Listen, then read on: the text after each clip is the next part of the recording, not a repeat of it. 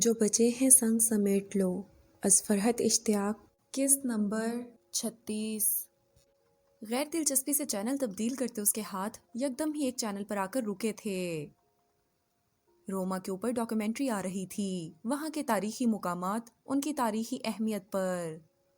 اس کی غیر دلچسپی فوراً ہی دلچسپی میں تبدیل ہوئی تھی۔ وہ ٹکٹکی باندھے کولوزیم اور اسپینش سٹیپس کو دیکھ رہا تھا۔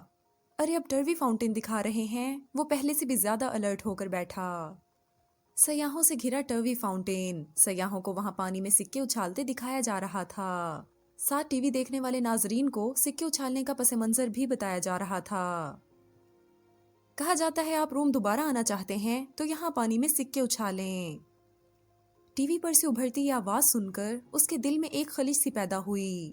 وہ پانی میں سکہ کیوں اچھال کر نہیں آیا تھا؟ وہ یقین کرتا تھا یا نہیں، مگر اسے پانی میں سکہ اچھال دینا چاہیے تھا۔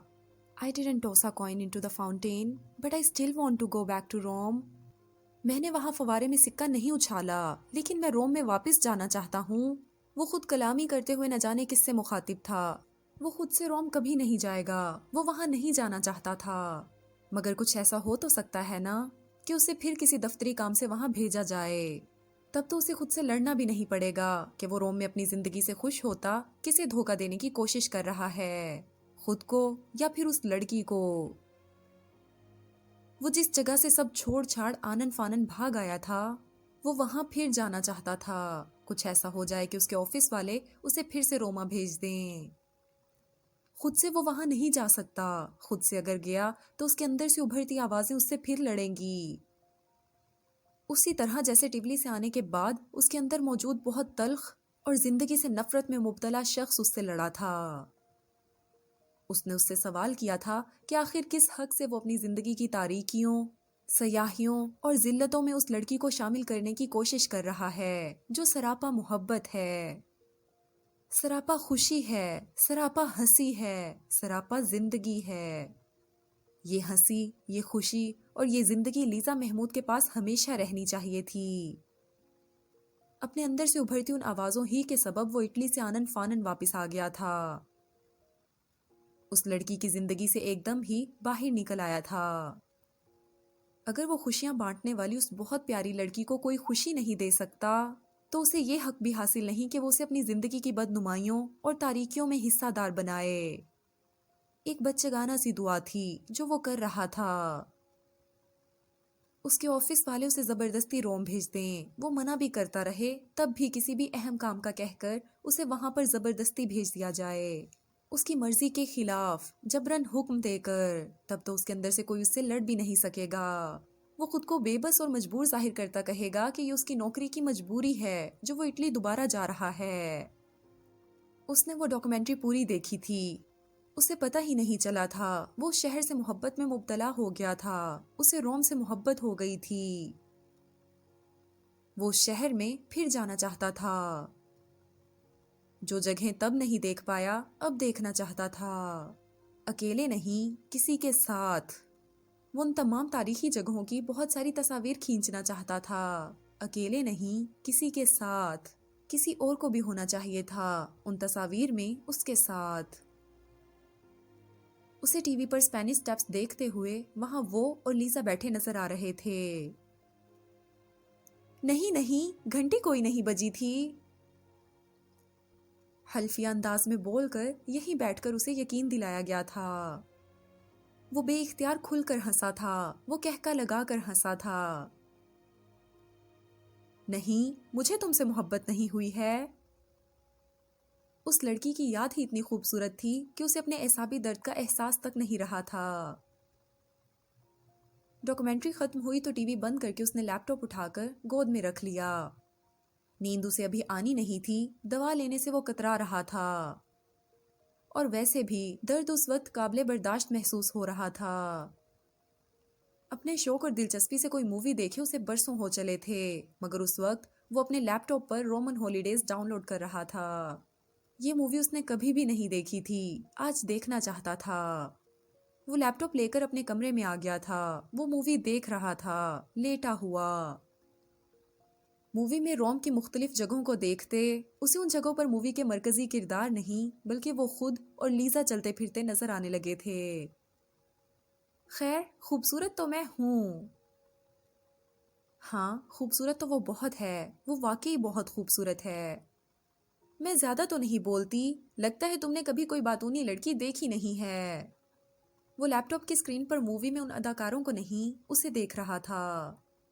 اس کے روم میں رات کے 2 بج چلے تھے۔ مووی دیکھتے دیکھتے کس وقت اس کی آنکھ لگی اسے پتہ نہیں چلا تھا۔ اس کی آنکھ کھلی تو صبح ہو چکی تھی۔ وہ سو گیا بغیر کسی دوا کے، اس نے کوئی خواب بھی نہیں دیکھا۔ یہ اعجاز اس لڑکی کا تھا جو اپنی موجودگی سے تو اس کے پاس سے ان خوفناک خوابوں کو دور ہٹا ہی گئی تھی، کل رات اپنے تصور سے بھی ان خوابوں کو اس کے پاس پھٹکنے تک نہ دیا۔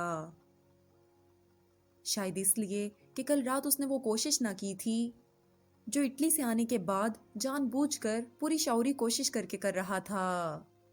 لیزا محمود کو بھول جانے کی کوشش، اسے بالکل بھی یاد نہ کرنے کی کوشش اور اسے ذرا بھی نہ سوچنے کی کوشش۔ کل رات اس نے بڑے اہتمام سے، بڑے دل سے، بڑی محبت سے اسے یاد کیا تھا، دوحہ واپس آنے کے بعد پہلی بار۔ گو یہ ایک بے اختیاری کیفیت میں ہوا تھا، مگر اس پل جب وہ خود کو بہت تر و تازہ محسوس کرتا بیڈ سے اٹھ رہا تھا، تب اس نے خود سے کہا تھا اس میں کیا حرج ہے اگر وہ لیزا محمود کو یاد کر لے، اس میں کیا حرج ہے اگر وہ اسے سوچ لے، اس سے کسی کو کوئی نقصان تو نہیں پہنچ رہا۔ اس لڑکی کو تو یہ پتہ بھی نہیں چلے گا کہ وہ اسے یاد کیا کرتا ہے، وہ اس کی یادوں میں اپنے لیے سکون تلاش کرتا ہے، وہ اسے تصور میں لا کر اپنے اندر کی تلخیوں کو مٹانے کی کوشش کرتا ہے۔ وہ آ تو گیا ہے اس کی زندگی سے دور، وہ اب اس سے زندگی میں کبھی نہیں ملے گا، وہ لیزا کی زندگی اور اس کی خوشیوں کو کوئی نقصان نہیں پہنچا رہا، وہ تو صرف اس کی یادوں اور اس کے تصور سے زندگی کو اپنے لیے آسان بنانے کی کوشش کر رہا ہے۔ یہ کوئی قابل گرفت گناہ تو نہیں۔ اس نے اپنا موبائل اٹھا کر اس میں ٹروی فاؤنٹین کی وہ تصویر کھولی تھی جس میں لیزا بھی موجود تھی۔ تب وہاں ٹروی فاؤنٹین کی مختلف زاویوں سے تصاویر کھینچتے اس نے بظاہر یہ تصویر یوں کھینچی تھی جیسے اس جگہ کو کسی خاص انداز سے تصویر میں لانا چاہتا تھا۔ لیزا کو اس نے بتایا بھی نہیں تھا کہ وہ اس کی تصویر کھینچ رہا ہے۔ وہ تصویر تب اس نے خود سے بھی جھوٹ بولتے یوں کھینچی تھی جیسے لیزا کا سائیڈ پوز اتفاقاً اس تصویر میں آ گیا تھا، در حقیقت تو وہ اس جگہ کی تصویر لینا چاہتا تھا۔ مگر آج وہ جانتا اور خود سے اعتراف بھی کر رہا تھا کہ یہ تصویر اس نے جان بوجھ کر کھینچی تھی، کہ وہ جانتا تھا اگلے روز اس نے روم سے واپس چلے جانا تھا، پھر اس نے لیزا محمود سے زندگی بھر نہیں ملنا تھا۔ وہ یہ طے کر چکا تھا تو کیا واپس جانے سے پہلے اس کی کوئی ایک بھی یاد اپنے ساتھ لے کر نہیں جائے گا؟ اس تصویر میں وہ اداس تھی، وہ اس طرح مسکرا نہیں رہی تھی جیسے ہر وقت مسکرایا کرتی تھی، اس طرح خوش نظر نہیں آ رہی تھی جیسے ہمیشہ خوش رہا کرتی تھی۔ اس کی اداسی کا سبب وہ جانتا تھا، یہ اداسیاں اسے دی ہی اس نے تھیں، مگر وہ ٹوٹا بکھرا ناکام انسان اسے اپنے ساتھ کی کوئی خوشی بھی تو نہیں دے سکتا تھا، تو یہ وقتی اداسی دے دینا زیادہ بہتر لگا تھا اسے۔ وہ تو اتنی اچھی ہے، اتنی پیاری ہے، اسے اس کے شایان شان کوئی بہت کامیاب، بہت باوقار اور اس سے بہت محبت کرنے والا شخص ملے گا، وہ اس سے اتنی محبت کرے گا کہ وہ اپنے روما میں چند دنوں کے لیے آئے اس ناکام انسان کو بھول ہی جائے گی۔ اس کی دعا تھی، بہت سچے دل سے مانگی دعا، کہ لیزا اسے بھول جائے، اسے کسی اور سے محبت ہو جائے، کسی ایسے شخص سے جو اس بہت پیاری لڑکی کی بہت قدر کرے، اس سے بہت محبت کرے۔ سکندر شہریار کبھی اس کے خوابوں اور خیالوں تک میں نہ آئے، ایسی محبت مل جائے اسے۔ تم میرے لیے نہیں ہو جانتا ہوں، مگر جسے تم ملو گی وہ دنیا کا سب سے خوش قسمت آدمی ہوگا۔ وہ اس کی تصویر سے بولا تھا، اس سے رخصت ہوتے پل کی اس کی ان بھیگی اداس آنکھوں کو یاد نہیں رکھنا چاہتا تھا جن میں بہت شکوے تھے، بہت شکایتیں تھیں، وہ رو دینے کو تھی، وہ جانتا تھا، تبھی تو وہ آنن فانن وہاں سے بھاگا تھا۔ وہ کسی ایسے جذباتی لمحے کی زد میں آنے سے ڈرا تھا جس میں وہ اس لڑکی کے آنسوؤں یا اس کی محبتوں کے سبب کمزور پڑ جائے، اس کی وہ لمحاتی کمزوری اس لڑکی کی زندگی کو کانٹوں پر گھسیٹ کر لے جائے گی۔ لیزا کو ہمیشہ بہت خوش رہنا چاہیے۔ اس نے ٹیولی سے آنے کے بعد اس رات سوچا تھا، اور اس کے ہمیشہ خوش رہنے کے لیے یہ بہت ضروری ہے کہ وہ اپنا بدنما اور داغدار وجود جلد از جلد اس سے بہت دور لے جائے۔ کہیں اس کی زندگی کی بدنمائیاں اور ذلتیں اس لڑکی کی زندگی سے بھی خوشیوں کو ختم نہ کر دیں۔ محبت کس لمحہ ہوئی وہ نہیں جانتا تھا، دن، وقت، موقع اسے نہیں پتا تھا۔ وہ تو بس لیزا کے روما میں اچانک ہی اس کے ساتھ مل کر رنگوں اور زندگی کو پھر سے محسوس کرنے لگا تھا۔ وہ زندگی سے بھرپور، دل کھول کر ہنسنے اور بے تحاشا بولنے والی لڑکی اپنی باتوں سے اسے ہنسایا کرتی تو ہنستے ہنستے وہ حیرت سے چپ سا ہو جاتا تھا۔ وہ لیزا کے ساتھ اس کے روما میں جیسے نئے سرے سے پیدا ہوا تھا، جیسے وہ نئے سرے سے زندہ ہوا تھا۔ وہ کھلکھلا کر ہنستی اور وہ مبہوت اس کے چہرے کو دیکھا کرتا۔ وہ اٹالین لہجے میں اس کے ساتھ اردو میں باتیں کرتی تو اس کا دل چاہتا وہ بولتی رہے اور وہ اسے تاحیات سنتا رہے۔